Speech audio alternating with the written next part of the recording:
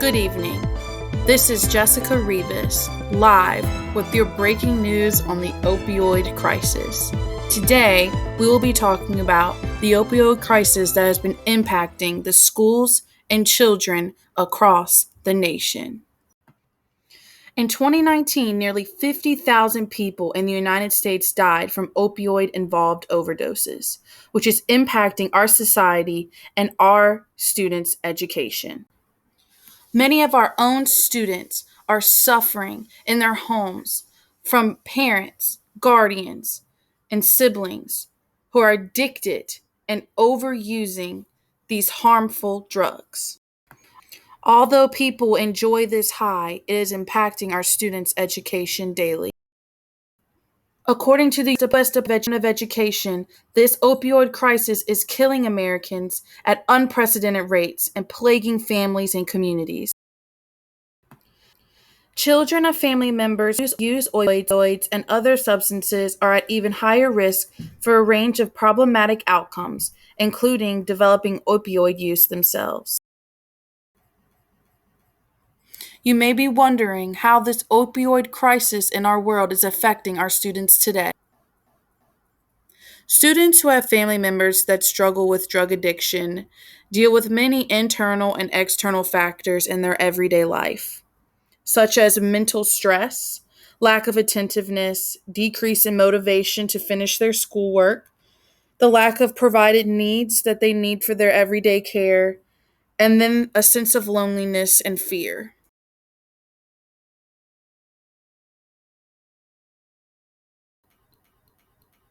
According to the U.S. National Library of Medicine, on average, children whose parents have evidence of drug abuse or alcohol abuse show weaker performance in reading, spelling, and math during early and middle childhood compared to their peers. Seeing a parent on drugs often creates distressing emotions, which not only create delays in learning and development, but prolonged mental and emotional disorders.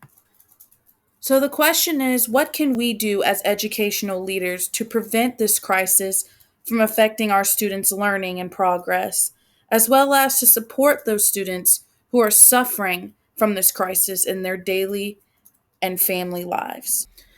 As leaders, we can implement trauma-informed practices, which will work with the students on how to prevent these family matters from affecting their learning, whether that's counseling, group counseling, or one-on-one conversations. These trauma-informed practices can not only help the student prevent this from happening to themselves, but also to handle the situations at home when no one is there. As leaders, we can enforce the collaboration with law enforcement and community services to provide additional support to our students. Law enforcement can provide programs like DARE to our students that can teach them and support the resistance of drugs and violence. Also, providing opportunities for students to venture out into the community and serve the community is a great way for students to make connections and interactions with people that are outside of their family realm.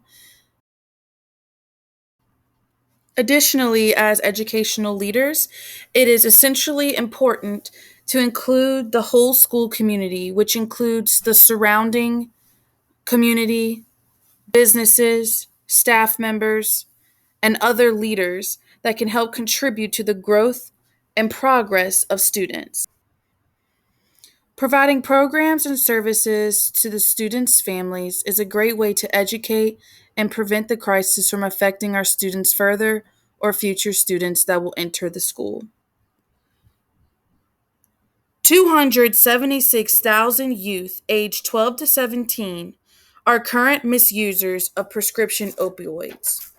122,000 youth aged 12 to 17 have opioid use disorder.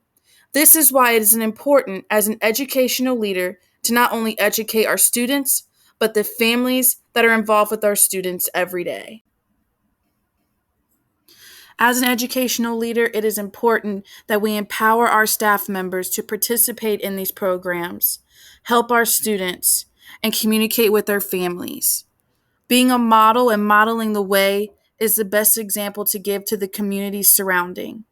We want to be there for our students, and as a leader, we want to ensure that our staff are envisioning and producing the outcome we want.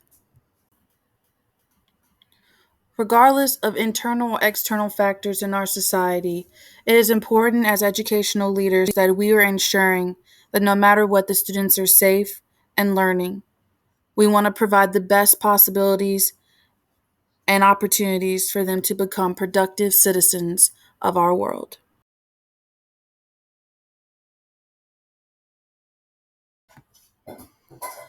Once again, this is Jessica Rivas reporting live for our breaking news coverage of the opioid crisis and how it is affecting our schools and students today.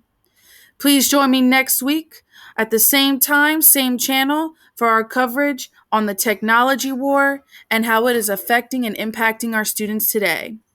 I'll see you next time on Education 559.